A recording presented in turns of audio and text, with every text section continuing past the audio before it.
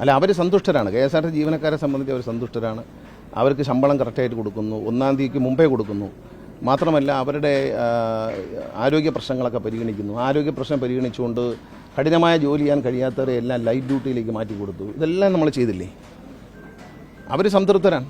അവർക്ക് അസംതൃപ്തിയൊന്നുമില്ല. പറഞ്ഞുണ്ടാക്കായിരുന്നു, ഓരോരുത്തർ പറഞ്ഞുണ്ടാക്കായിരുന്നു. അവർക്കൊരു അസംതൃപ്തിയില്ല. KSRTC ജീവനക്കാരിപ്പം സന്തുഷ്ടരാണ്, സംതൃപ്തരാണ്. അത് ഞാൻ പല ബസ് സ്റ്റേഷനിൽ ചെല്ലുമ്പോൾ അവരെന്നോട് കാണിക്കുന്ന സ്നേഹത്തിൽ നിന്ന് നമുക്കത് മനസ്സിലാക്കാൻ പറ്റും. എന്തോ സർവീസ് നടത്തുമല്ലോ. പണിമുടക്കിന് നമുക്കൊരു നോട്ടീസും തന്നിട്ടില്ല.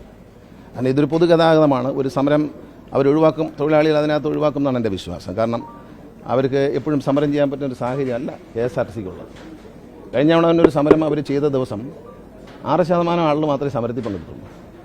ബാക്കി 94% ജീവനക്കാരും ഹാജരായി എന്ന് പറയുന്നത് KSRTCയുടെ മാറുന്ന സംസ്കാരത്തിൻ്റെ ഭാഗമാണ്.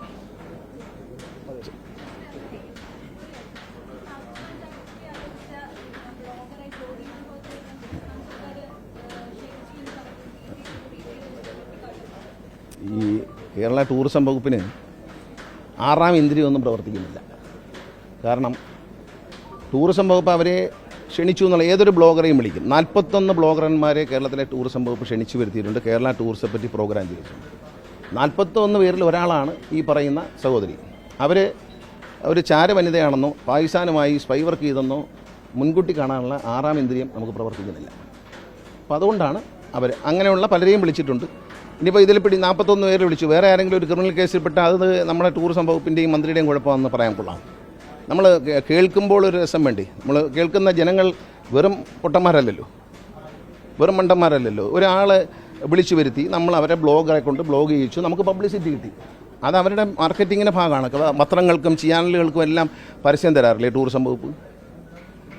അത് കഴിഞ്ഞ് ഏതെങ്കിലും ഒരു ചാനലോ പത്രമോ തകർന്നു പോയാൽ അത് ടൂറിസം വകുപ്പിൻ്റെ കുഴപ്പമുണ്ടാകുമെന്ന് പറയാൻ പറ്റുമോ? അവരിത്തരത്തിലുള്ള ഒരു നടപടിയുള്ള ആളാണെന്ന് നമ്മൾ എങ്ങനെ മുൻകൂട്ടി കാണും? വളരെ ന്യായമായ കാര്യം ചോദിക്കണ്ടേ? അത് രാഷ്ട്രീയമായിട്ട് BJPക്ക് ഡൽഹിയിൽ ഇരുന്നുകൊണ്ട് എന്തെങ്കിലുമൊക്കെ പറയാം. റിയാസ് മുഖ്യമന്ത്രിയുടെ മരുമകനല്ലല്ലോ, ഒരു മന്ത്രിയല്ലേ, ഒരു MLA അല്ലേ. അദ്ദേഹം CPMൻ്റെ DYFIയുടെ അഖിലേന്ത്യാ പ്രസിഡൻ്റാണെന്ന ആളല്ലേ. അങ്ങനെ വെറും ഒരു മുഖ്യമന്ത്രിയുടെ മരുമകൻ എന്ന് പറഞ്ഞ് അങ്ങ് ചെറുതാക്കിയിട്ട് അങ്ങനെ സംസാരിക്കാൻ പാടില്ല. അത് ബന്ധങ്ങളാണ്. അദ്ദേഹം മുഖ്യമന്ത്രിയുടെ മകളെ വിവാഹം കഴിച്ചു എന്നുള്ളത് ഒരു തെറ്റാണോ?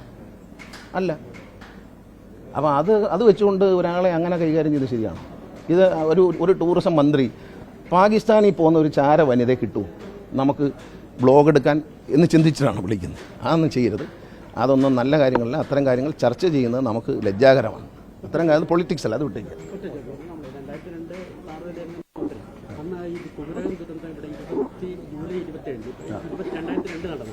അപ്പോൾ അതിനുശേഷം ബോട്ട് അന്ന് 3 ബോട്ടുണ്ടായിരുന്നു. പക്ഷേ ഇപ്പം 2 ബോട്ടേ സർവീസ്.